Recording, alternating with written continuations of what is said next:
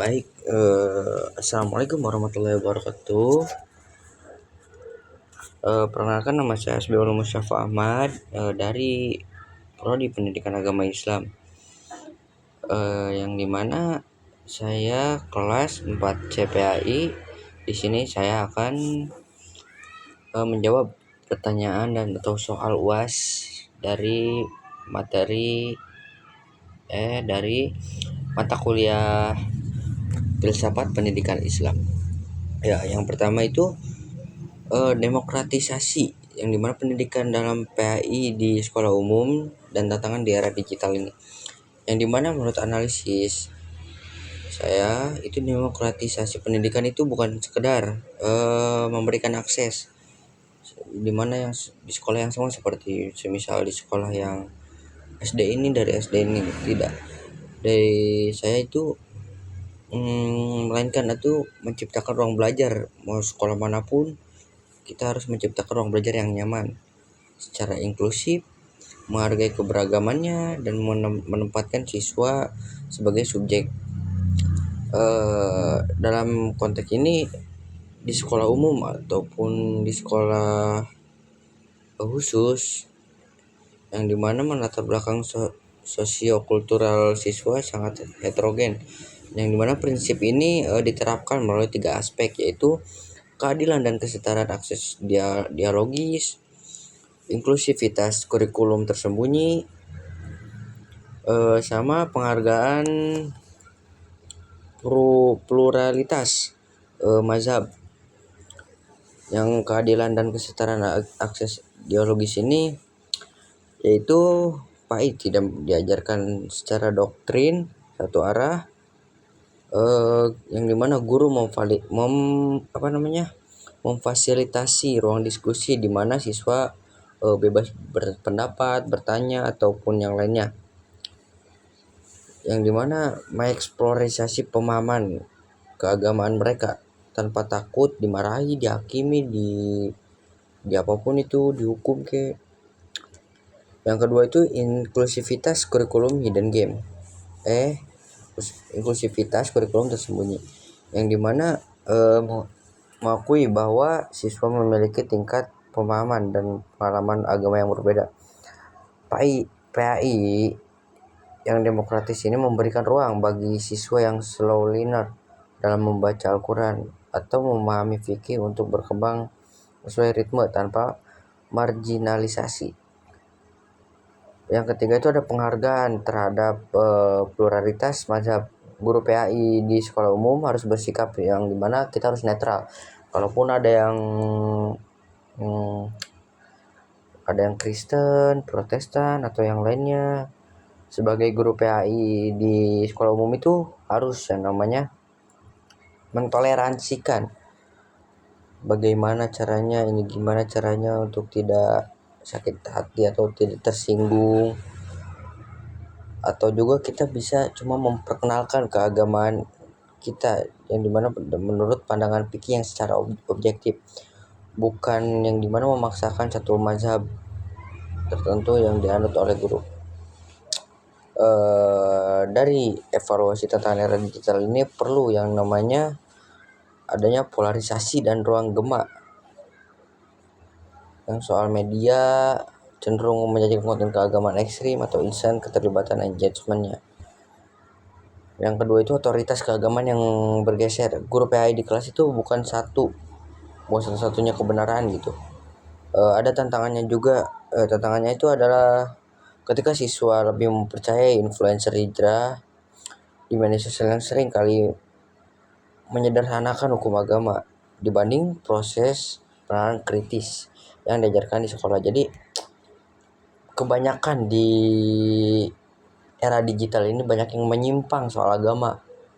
Ada yang ceramahnya ngawur lah, ada yang gimana lah, ada yang menyesatkan lah. Jadi untuk evaluasi sekarang itu, jadi seorang guru itu harus membatasi, yang namanya bukan membatasi, kita harus menyampaikan bagaimana cara untuk tidak terhasut oleh era digital ini. Yang kedua itu Yang pertanyaan kedua itu sintetis konsep pendidikan Ibnu Khaldun dan kurikulum merdeka di SMP. Yang dimana sih sintesis ini akal, adab, dan tahap belajar. Ibnu Khaldun dalam Muqaddimah menegaskan bahwa pendidikan harus dilakukan secara bertahap, dari konkret ke abstrak, sertakan menyeimbangkan antara tatanan akal, daya kritis, intelektual, dan adab karakter moralnya.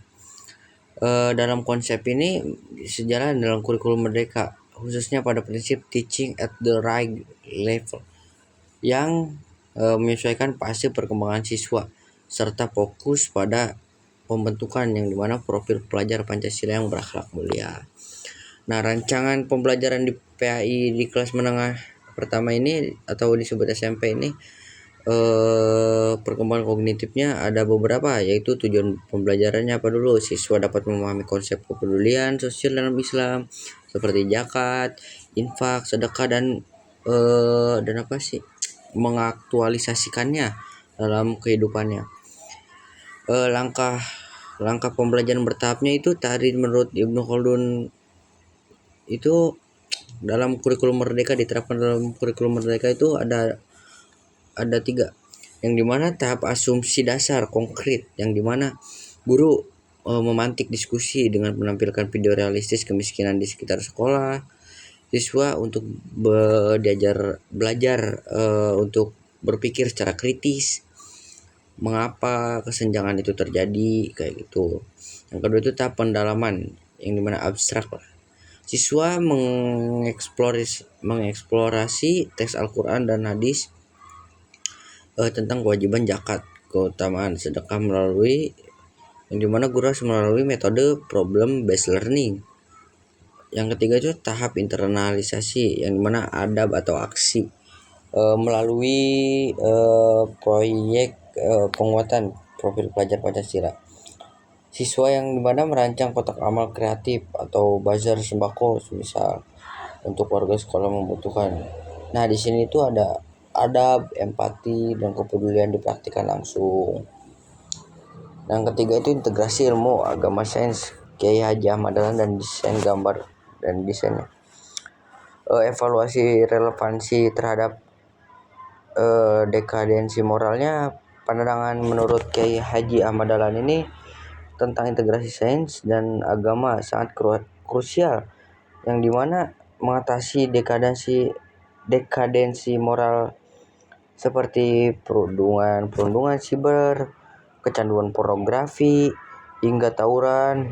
Nah, bagaimana moral sering ini dikotomi dengan pendidikan? Ilmu agama diajarkan secara formalitas, hanya urusan akhirat, sementara sains diajarkan bebas nilai. Dengan ini integrasi ini, sains memberikan siswa nalar logis tentang sebab atau akibat mereka di dunia, sedangkan ilmu agama iman dan akhlak memberikan kompas moral, orientasi spiritual mengapa mereka harus menjadi manusia yang bermanfaat. Yang dimana ada desain saya nih sini, menjaga kelestarian alam, integrasi PAI dan biologi geografi. Metodenya itu ada PBL, Project Based Learning, yang dimana pelaksanaannya itu ada siswa mempelajari siklus air dan dampak pencemaran lingkungan, sains atau biologinya. Yang pelaksanaannya itu ada lagi di saat yang sama guru PAI membedah konsep Toharoh dan ayat-ayat Al-Quran tentang larangan perbuat kerusakan di bumi, yang dimana Quran surat Ar-Rum ayat 41 serta larangan israf, berlebih-lebihan dalam menggunakan air untuk wudu. Nah, outputnya itu siswa membuat sistem penjernihan air sederhana untuk musola sekolah atau kampanye digital hemat berbasis dari agama dan data sains. Nah, yang keempat itu ada karakter dan tawadu. Pemikiran Kiai Haji Hashim Asy'ari melawan krisis keteladanan guru, yang dimana analisis saya pemikiran ini, pengembangan ini dalam kitab Adabul Alim wal Mualim. Kiai Haji Hashim Asy'ari menempatkan adab di atas ilmu, yang dimana beliau ini menekankan relasi guru atau murid. Guru sampai murid bukanlah transaksional bisnis membeli informasi, melainkan hubungan spiritual yang sakral. Sikap tawadu, rendah hati siswa terhadap guru itu bukan bentuk untuk penindasan intelektual, melainkan untuk membuka keberkahan ilmu barokah agar ilmu tersebut meresap menjadi karakter akhlakimah, bukan sekadar hafalan. Yang kelima itu ada purifikasi ajaran Islam Ahmad Hasan Persis ya. Konservatisme dan reformisme, yang dimana dalam konteks ini Ahmad Hasan menekankan kembali kepada kemurnian Al-Quran dan Sunnah, purifikasi, serta menolak taklid buta dengan membuka pintu ijtihad. Jika analisis dalam konteks kurikulum PAI ini seperti kurikulum Merdeka, pemikiran ini irisan pengembangan kemampuan berpikir kritis. Kurikulum PAI modern menuntut siswa tidak sekedar menghafal hukum, tetapi melacak sumber hukum primer dan memahami ilat alasannya di balik sebuah syariat.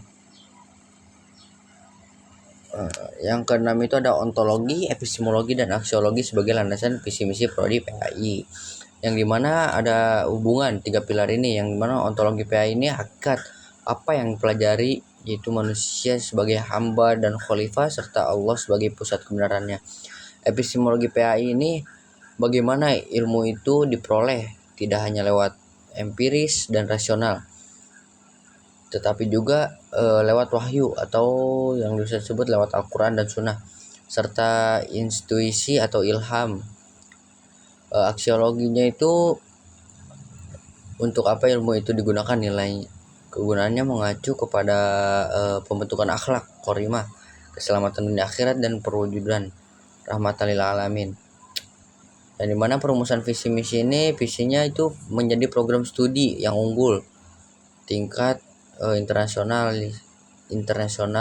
dalam menghasilkan pendidikan PAI yang profesional, saintifik, dan berkarakter rabani pada tahun 2030. Mengintegrasikan aspek ontologis, robani, epistemologis, saintifik, aksiologis, profesional.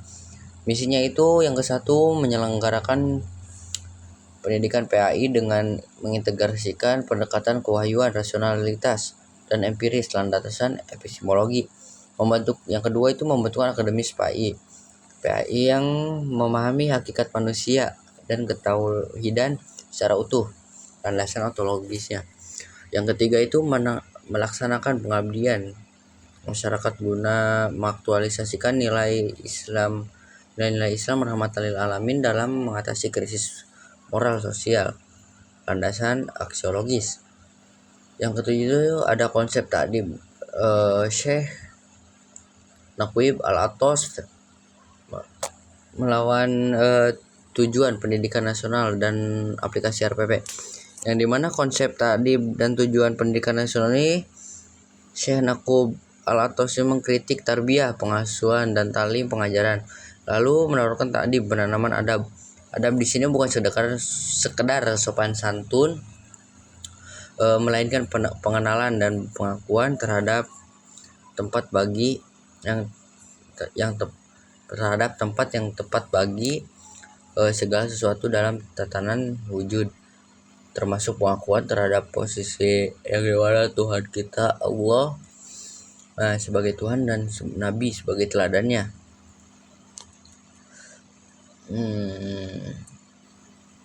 Analisis yang konsep ta'dim ini yang kedua itu sangat selaras tujuan pendidikan nasional sejatinya, meletakkan iman, takwa, dan akhlak mulia di urutan pertama, yang merupakan cerminan langsung dari substansi ta'dim ta'lim Al-Atos.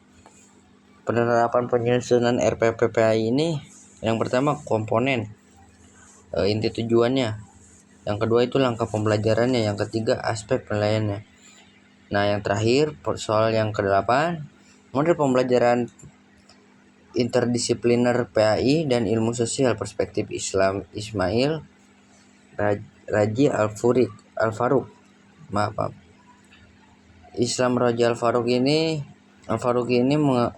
menggagas islamisasi ilmu pengetahuan, yaitu kembali ilmu-ilmu modern seperti sosiologi, ekonomi, psikologi ke dalam rangka dasar Islam tauhid agar tidak sekuler. Nah, nama model tauhid sosial inquiry ini inquiry sosial berbasis tauhid, yang dimana kolaborasi mata pelajaran PAI. Yang kedua itu ada masalah utama kasus.